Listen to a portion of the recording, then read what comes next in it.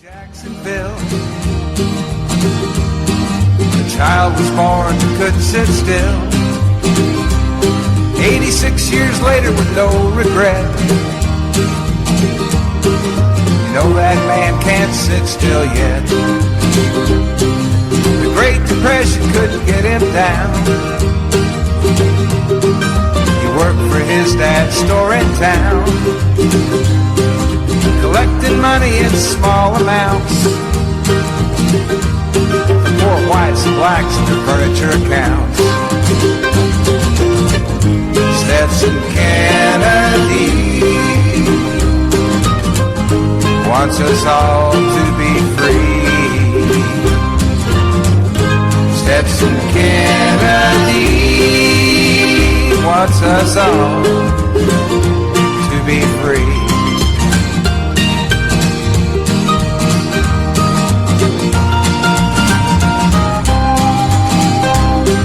As he'd collect, he'd talk to folks. He'd hear legends, tales, songs, and jokes. Now this fine treasure he'd record and write. He was colorblind, didn't see black and white. Writer's project for the WPA. Zora Neale Hurston, he earned his pay. Crackers and blacks, they talk for hours. It was a barefoot history, this land of flowers. Welcome to the week that was on the 27th of July 2019. To you from WBRN Radio and on the Boston Red Network and various other outlets including Stitcher, iHeartRadio, Spotify, Google Podcasts, Spreaker, Twitter, YouTube, and many more out there. It's been a very interesting week, as we usually say. We had Robert Mueller's testimony. He testified for about 5 hours before House committees and outlined his previous testimony. What did we get out of it? Well, basically that there was obstruction of justice on the part of DJ Trump, but that's a legal question. And that DJ Trump could not be prosecuted because he's a sitting president. That ended the legal part. Now, if you start looking at obstruction of justice, the legal definition of it is a total different situation than what was presented by the Attorney General Barr. The only problem there was that Barr was the first one to speak, and then Mueller gave his presentation. So how much of that is resonating with the voters? Well, it is summertime, and Mueller is not John Dean. And where some people did listen to it, it was televised live on public radio, public TV, networks, etc. But it was in the middle of a day, a summer day in July. And the whole audience situation is different today than it was Watergate. Watergate, you had three principal TV stations, ABC, NBC, and CBS. There was no cable network. There was no internet out there. So thus you did not have social media. Things were not fragmented as much.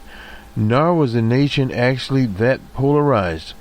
Now, you had Tricky Dick there. He had run a Southern strategy, which meant he was able to call out the reserves from George Wallace's campaign, Strom Thurmond's, etc., in the South and in areas of the quote-unquote North that are resentful of many, many things, including busing that has came into this campaign.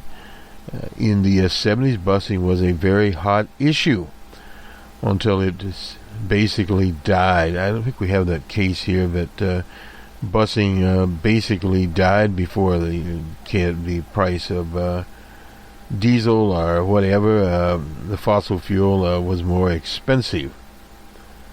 But once more, you have to look at the 70s as a different kind of situation coming out of the 60s, where there's an uproar.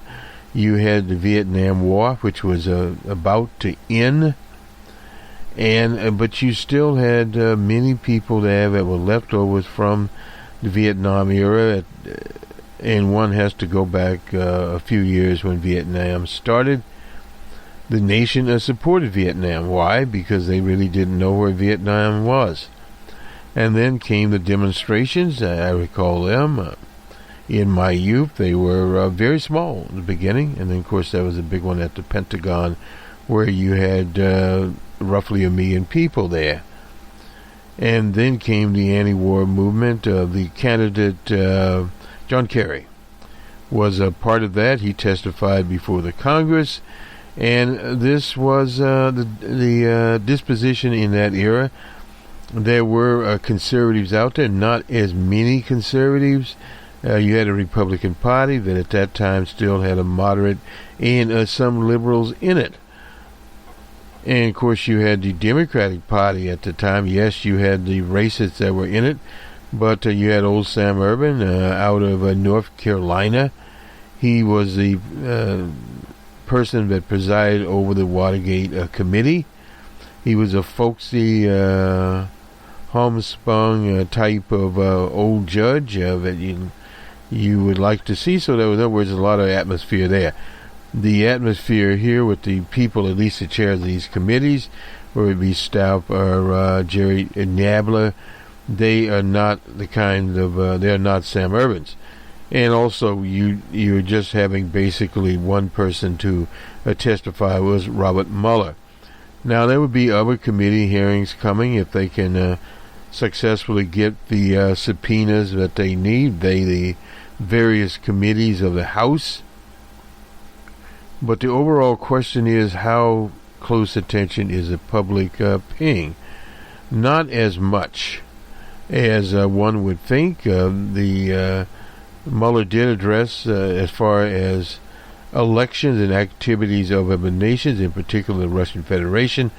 They were active in 2015, 2016, and some of that is still around. But it must be noted that the U.S. and other nations are also active in trying to influence elections. They did it in the Russian Federation.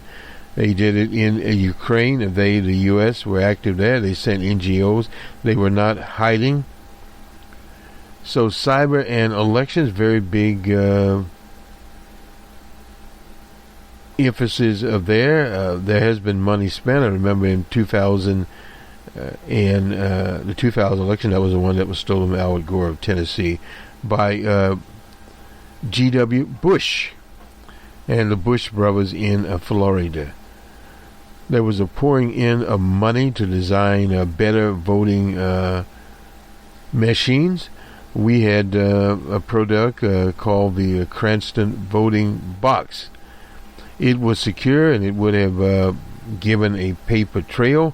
It was nothing more than a kiosk that we got from an old IBM kiosk at that time. And then we went to more portable ones. There was this big controversy even to the day. With your voting machines, they are known to be easy to hack. And it has been demonstrated that they are hackable. So the one takeaway from all of this is to have an independent paper trail. There's a lawsuit going on in Florida now, alleging that the state of Florida, Secretary of State's office, did not properly attend to a reservoir, we'll call it, big data at the Kennesaw University.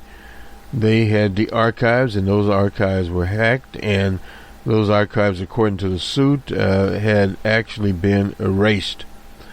Now, those kinds of things is a takeaway from Mueller and an extension of his particular situation as we go more into what is going on in the world of cyber security, which includes voting, but not only voting. And we also had a NPR brought this one out, where there are various types of malware, we'll call it malware, spyware, that can invade smartphones, and particularly the Apple smartphone. We'll have that on our other program, the Open Source Report. We'll talk about it and how it relates not only to smartphones but to a secure browser called Tor, T-O-R, and is there a backdoor in Tor, and how you do that security to secure it. Now, as far as the iPhone, they did a patch to keep the wannabe type of malware out. But there's another malware not only sent to you via the old what they call phishing mode, where you click on a link, but they have one that literally can just dial your number and then hang up, and it can immediately come into one's phone. What that tells one is you have to be very vigilant on what is on your phone, period. And have backups, and as the old gangsters used to say, don't say anything on the phone. It used to be they would call it the phone, because phones were suspected in the 40s, 30s, and 50s. So if you couldn't, as LBJ would say, if you couldn't wink it, signal it, etc., don't say it. And so the old hold the line thing was out there. So there now needs to be more suspicion in that area. I won't spend a lot of time on that. We have Uncle Carl Robe here today. Let's first do the Guatemala signs an immigration deal with the U.S. And after a threat of economic violence by one DJ Trump. This is from the BBC. The U.S. and Guatemala signed a immigration agreement days after the U.S. had, of course, threatened economic violence. Under the deal, immigrants from Honduras and El Salvador who passed through Guatemala would be required to stop and seek asylum. Immigrants who fail to do so would be ineligible for asylum in the U.S. The Guatemalan government says the agreement will last for 2 years and will be reviewed every 3 months. That's something we didn't get out in the media there. And the president, Jimmy Morales, has been due to sign a deal with Trump last week, but they postponed it. The Guatemalan Constitutional Court ruled that he could not sign without the approval of the Congress in Guatemala. We were ready to go. Now we are looking at the BAM tariffs and the remittance fees. Guatemala being a very poor country, that was what DJ Trump threatened there. Tax on Guatemalan remittances would pose a significant threat to the nation's economy.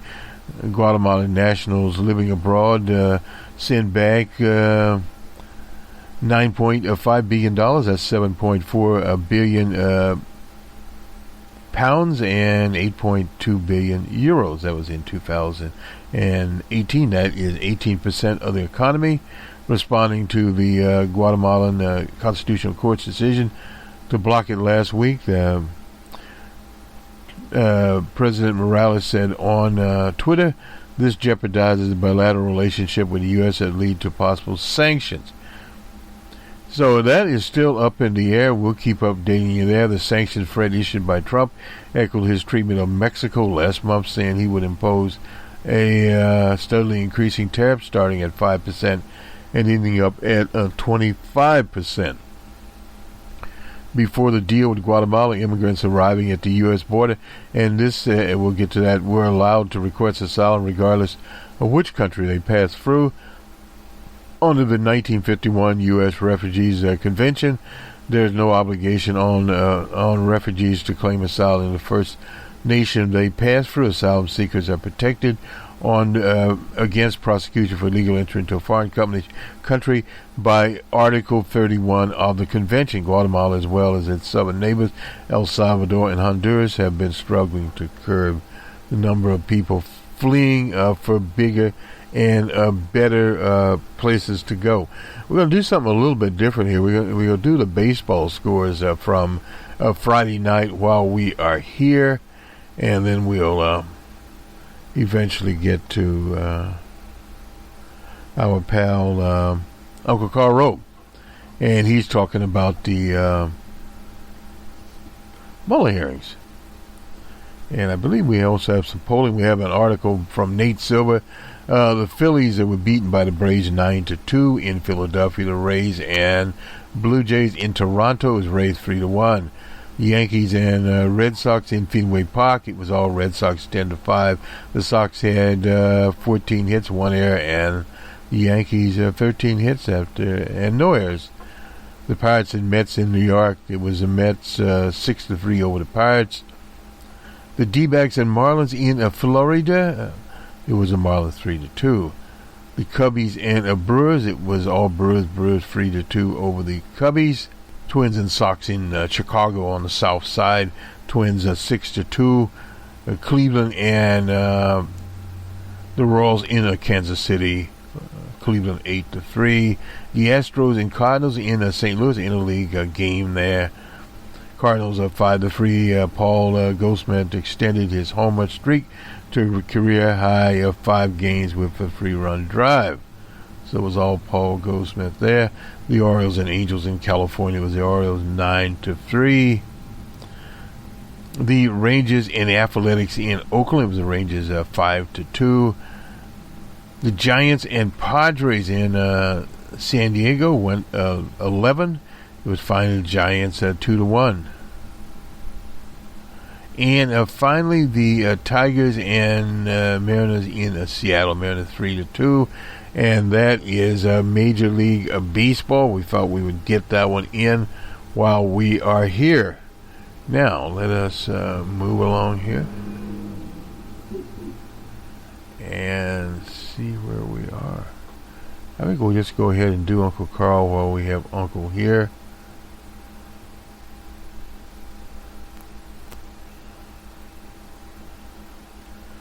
Uncle Carl is writing, as he usually does, in the Wall Street Journal on the 25th of July 2019. Impeachment limps on. In a highly anticipated appearance Wednesday, the former special counsel Mueller endured interrogation by the House Judiciary Committee and the Intelligence Committee, designed by the chairs of the committee. The Democrats said it is to strengthen their case for impeaching one DJ Trump. According to Uncle Carl, the effort failed. The Democrats mostly focused on their belief that Trump obstructed justice. He, in fact, did. But they can't do anything about it. Not as long as he's in office. They have to wait till he leaves office. And, of course, if he were reelected, statute of limitations run out. Republicans have pounded away at the absence of any underlying offense, specifically a criminal conspiracy between Trump's campaign and the Russian Federation. And their belief that the president was unfairly targeted, well, that's just politics. Meanwhile, Mueller, an honorable man who often appeared confused and not very focused, continually deflected questions by referring members to his report. Even though the day's event provided little new information, pro-impeachment Democrats are operating on the theory that most Americans who watch the hearings, the greater demand for impeachment, as Representative Ro pronounce his name here, Conda told Alexo News site before the hearing, the success will be a TV rating. Being a TV rating, don't have that. Well, maybe Uncle Carl has it. Perhaps in this case, a large audience for the Wednesday hearing may weaken, not strengthen the case for impeachment. It's useful to take a step back and consider what Americans actually think about Mueller. Most haven't read, obviously, a 448-page report. We at this WBRN, we reported the cyber part of it to you, and you can go back and find that broadcast. The accusation of collusion, a conspiracy between the Trump campaign and Russia's Mueller report stated that the investigation did not establish that members of the campaign conspired or coordinated with the Russian government in its election interference. The second sentence deals with obstruction of justice, while saying it doesn't exonerate, and that's really the point. Excuse me, to take away, it also states it did not conclude that the president committed a crime. That in itself is incorrect.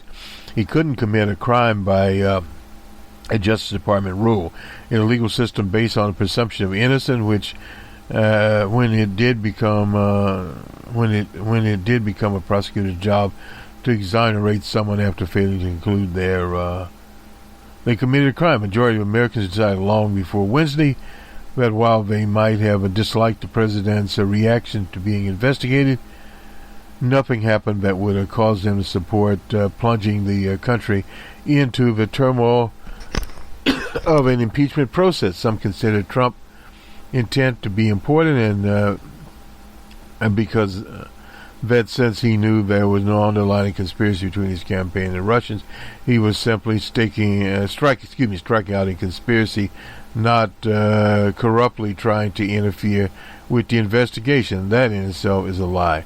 The probe ended, the report released, and the ensuing 3 months of national dialogue about the issue have convinced the majority it's time to turn to other more pressing matters. Consider results of this is Washington Post ABC poll.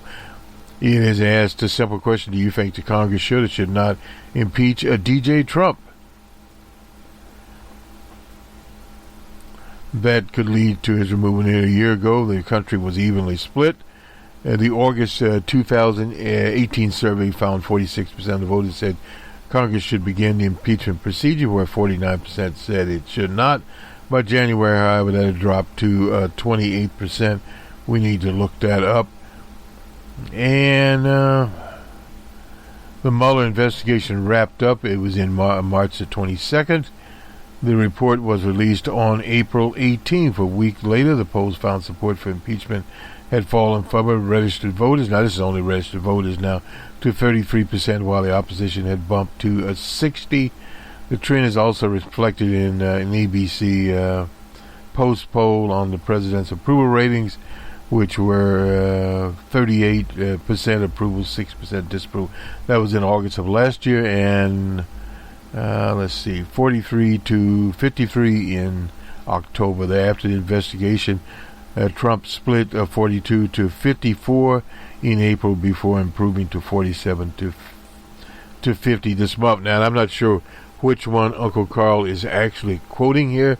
There are several polls out there, and we didn't have any new polling. We went over on Friday Jobber some of the more recent polling that we had, and the warning there is that it moves around. Let me see if we can get real clear here and look at some of that polling. We probably can't here. No. Maybe we can jump over here and we'll get some of the latest polls. These polls are a bit dated, but we can refer to some things. Now, this is Fox News poll here, and we can go to the approval rating. This is from Hill Harris X.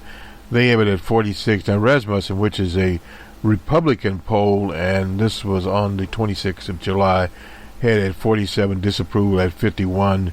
There's a 1 point difference. Disapproval is is at 8 at Hill Harris. That's a conservative poll now owned by Pinhead Penn. He was the numbers person for Hillary Rodham Clinton in 2008.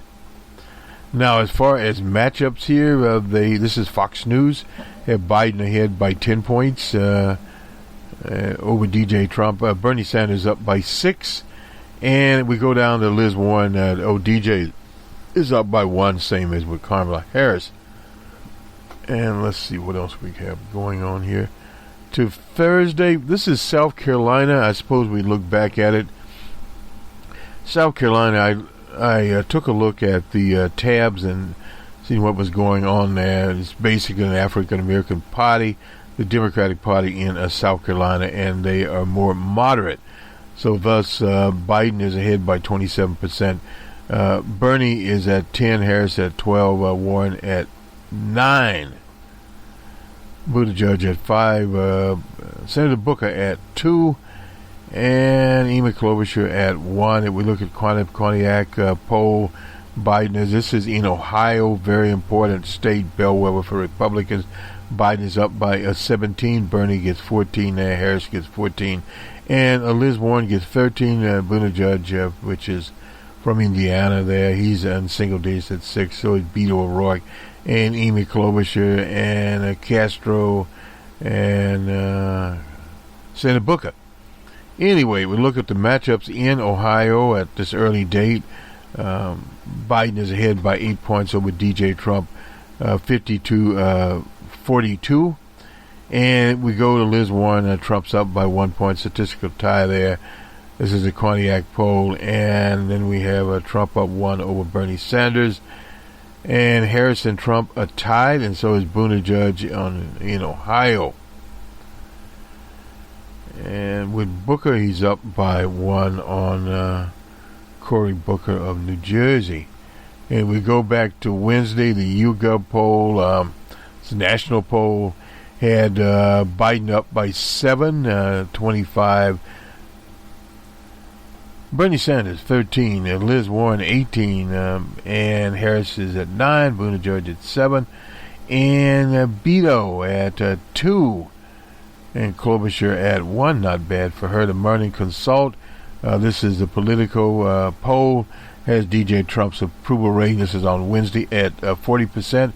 The Reuters poll, a good poll, had him at 42. YouGov Economist poll at 45. And the congressional ballot, we talked about that on Friday. Jobber has the Democrats up, this is according to YouGov and The Economist, by 7. Doesn't matter at this point in time. Right direction, wrong direction, up by 28. But these has been constantly it, and I guess we'll. And Tuesday, again, this is Politico Morning Consult. Biden by 15, Bernie by 18, Warren by 14. Kamala Harris by 13, Buttigieg in the single digits at 5. You can see a lot of that going on. And the Gallup to Cadillac of polls, is the congressional approval rating. That's always off at only 17% there. And on Monday, there was an NPR poll, Marx's poll, Nate Silver, that's upstate New York where they are, at 44%, 53% disapproved of him. And we go way back here to the Iowa caucuses. A very close race there. Joe Biden by 5. That would be on the 21st. That's more going into last week. But nonetheless, they're trying to get something going here. 17 for Liz Warren. 19 Bernie Sanders. Very close there. And Harris at 16. Buttigieg at 7. Amy Klobuchar at 4. She needs to do well there. And Senator Booker at 3% there. And then there was a CBS poll out of New Hampshire. Had Biden up by 727 there, and Liz Warren at 18 was where she was. And not sure on that what happened there. Anyway, that was going back there.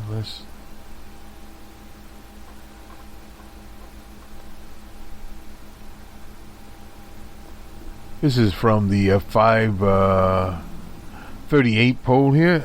We'll see if we can. We haven't done a lot of Nate Silver lately at all, but we will do this particular one. And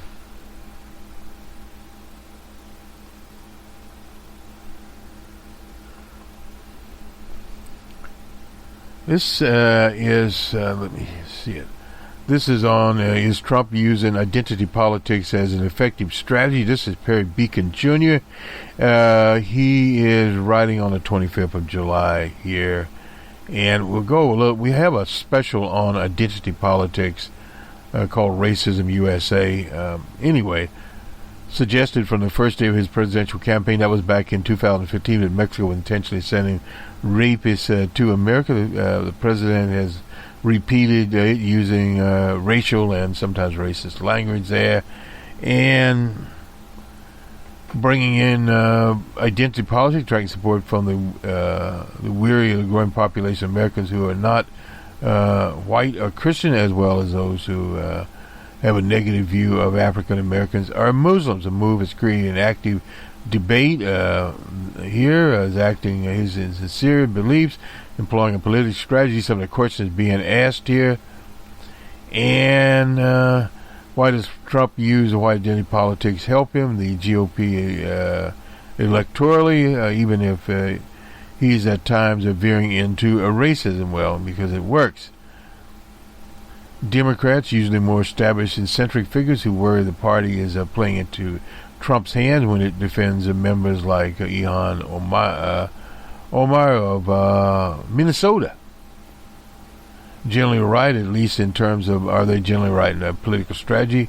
Complicated question, but look at what we know from 2016-2018 election, trying to answer them. Trump, the way Trump talked about identity issues probably did help him win the Republican nomination. And in some research here, this is from Irvine, Michael Tesler, and George Washington University's John Sides. We've been reading his book, found that Republican voters who felt a strong sense of white racial identity, we'll call it European racial identity, believed that whites were unfairly discriminated against, were more likely to back Trump than other candidates. These voters were instrumental in building the Trump coalition.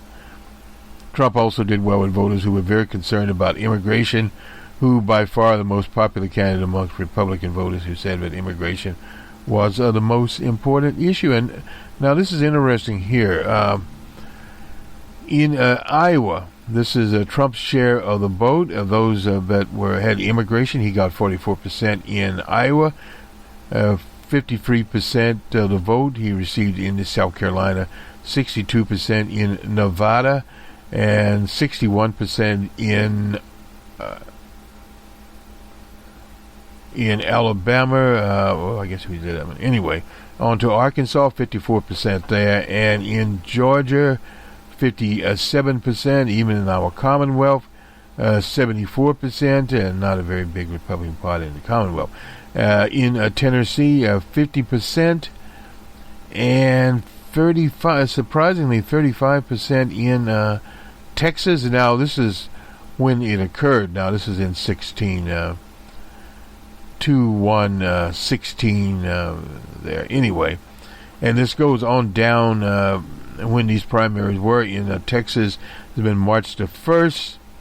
Other issues, jobs at 26%, terrorism, this is in the state of Texas, at 34%, and government spending at 32%.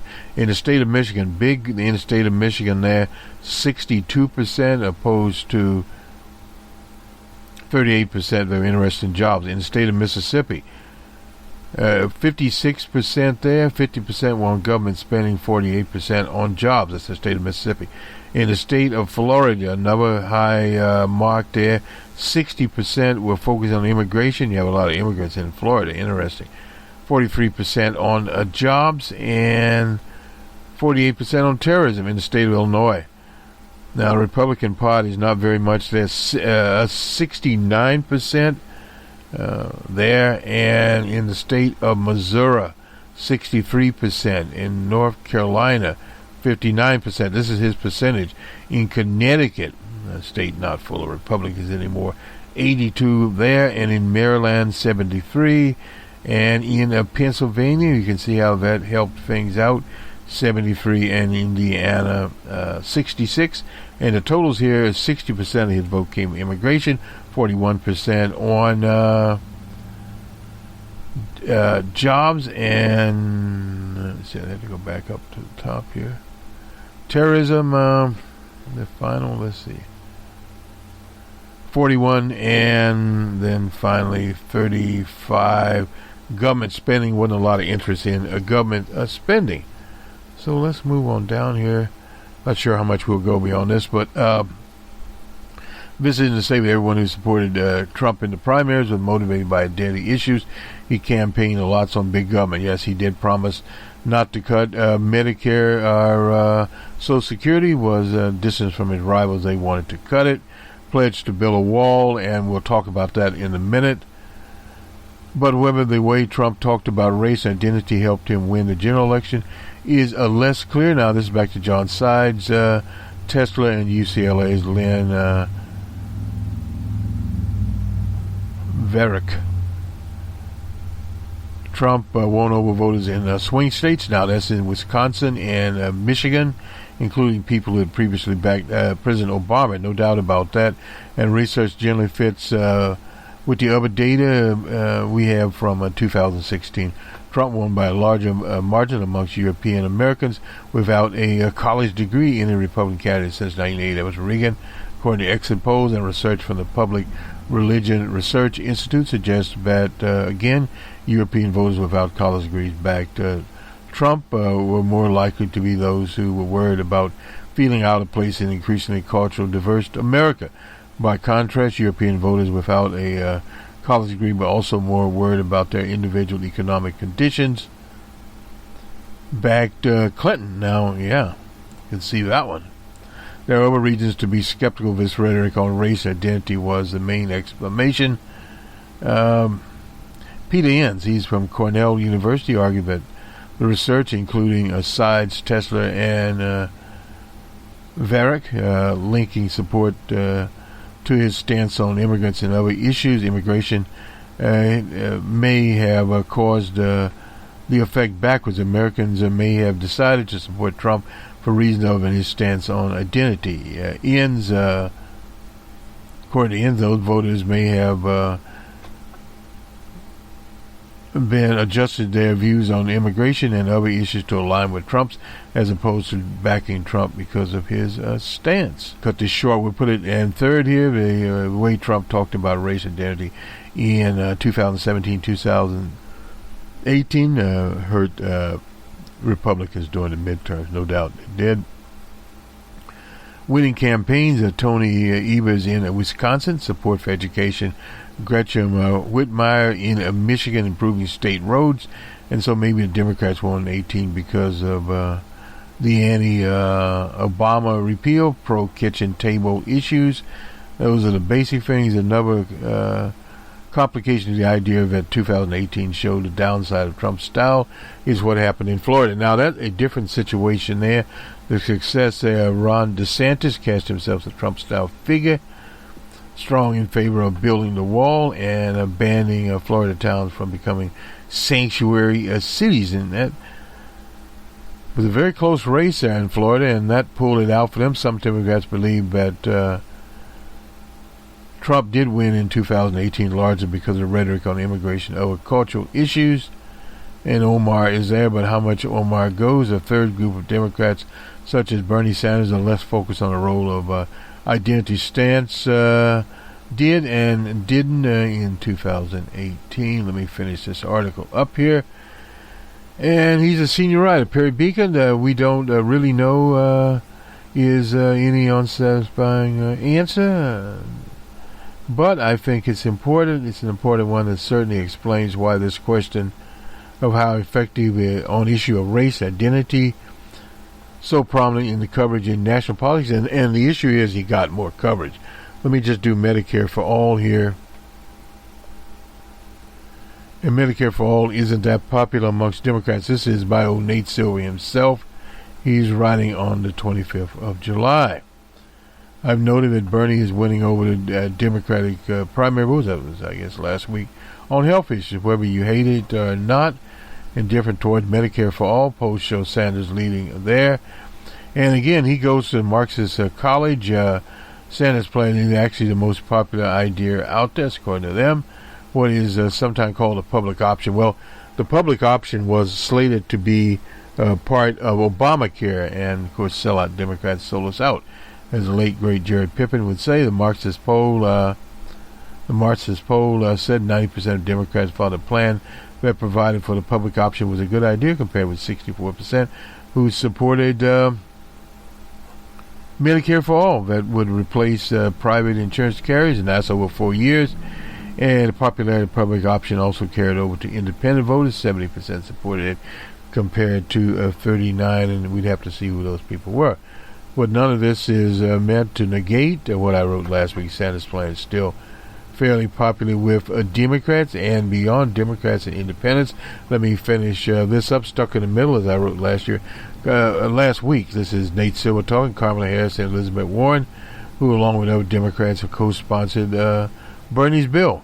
they aren't getting credit from voters for leading in healthcare like Bernie, but they have also left defending a plan that isn't as popular as Biden's. Well, that will change over time. There's no doubt about that. Let me see if I have time here to talk about the wall, and I'm not sure. Oops.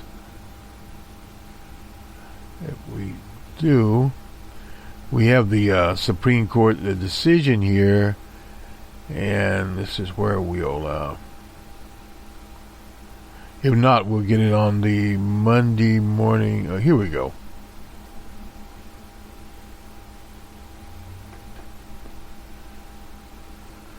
Supreme Court of the U.S. The opinion of Justice Breyer.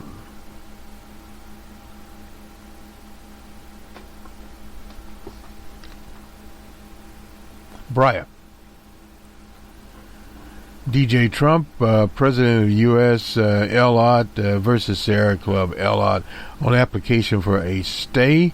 The application for a stay presented to Justice Kagan, and by her referred to this court, is granted. Amongst the reasons that the government has made a sufficient showing that at this stage that the plaintiff has no cause of action to certain review of acting Secretary's compliance with Section 8005. The district court ordered granting a preliminary injunction. It is a stay pending disposition of the government's appeal in the ninth. Should the petition for certiorari be denied, this stay should terminate automatically. In the event that the petition for certiorari is granted, the stay shall terminate when the court enters its judgment, and this is by Justice Ginsburg, Sotomayor, and Justice Kagan. Justice Breyer concluding in parts and dissenting in parts to warrant this stay, the government must show not just a reasonable probability that the court will grant a certiorari and a fair prospect that the court will reverse, but likely that irreparable harm will result from denial of a stay. This is Maryland versus King 567 U.S. There, and the Roberts in this case anyway, the opinion of Justice Breyer. Now this is in DJ Trump to enforce congressional appropriation powers. I would express no other view now on the merits of these questions before granting a stay. However, we must still assert the claims of harm and balance, and we won't get much into that. This is a Breyer, and now this is on July 26th. Now I believe we'll go to where Justice Roberts and company put their position out here, and this no, this is not what we want. Sorry about that. I guess we don't really have the Supreme Court says Trump can proceed with plans. This is from the Washington Post to construct his little wall. Now, the Supreme Court said that the Trump administration could proceed with its plan. The court's conservative side set aside the lower court ruling. Reallocating Defense Department funds would violate the law. Came in response to emergency filing from the administration during the summer recess. The court's action is to stay of an injunction issued by the Court of Appeals. It's the Ninth Circuit on a 2-1 vote. And this is signed by Justice Roberts, Thomas, Gossage, Kavanaugh, Alito to lift the injunction by the Ninth Circuit. Now, three Justices, Ruth Ginsburg, Sotomayor, and Keegan would have left it into place. Stephen Breyer proposed a compromise. We just read that the government to finalize the construction. And now this is not over. We will ask the Federal Appeals Court, and this is normally done to expedite the matter. This is according to ACLU staff attorney for the National Security Project. The Constitution separates powers would be permanently harmed should Trump get away with pilfering of military funds. And now this is the other side of this, hasn't been covered very well. The House Speaker Nancy Pelosi also criticized it. For months, the president sought to undermine our military readiness and stealing from our men and women in uniform to waste billions on a wasteful, ineffective wall. That's what she had to say. And the decision came early last month. Ninth Circuit panel noted at the stalemate between Congress and the Trump over the issue. The judge reasoned that the Congress made it intentionally clear by allocating only $1.4 billion funds. So effectively, old DJ Trump had asked for $6 billion, and environmentalists in southern border communities filed a suit. And effectively, the Trump people were saying, well, more important to build a wall than protect some wildflowers.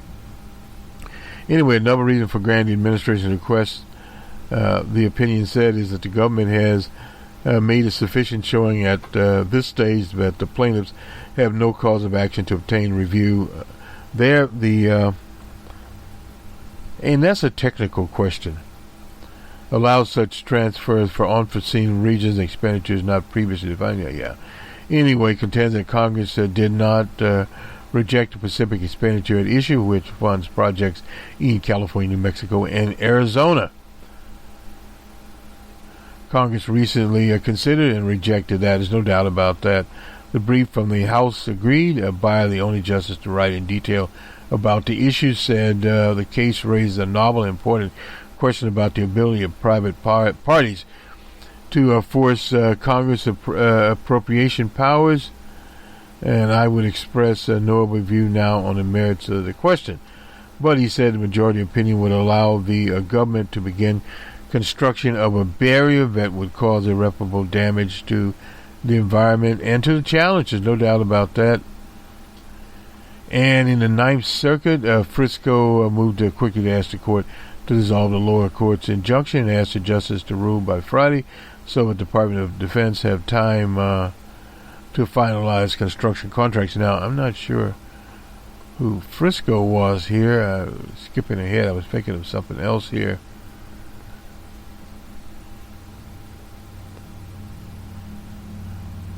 Anyway, the brief filed by the House. The case says, the one we just read, is Trump versus the Sierra Club, Elot. And the brief filed by the House said the money would not be lost, but would simply move back to the Treasury. Now, this is the issue here. Let me just doodle up one little thing here. The Sierra Club, I think we read Justice Breyer, and Sotomayor here. And effectively what's going to happen is, if they expedite this, the Supreme Court will revisit this in a regular term, which would give the Trump administration time to literally spend the money. And the big problem is, and we hadn't seen any articles written on that, is what happens to the other issues that the court would serve. Let me just check...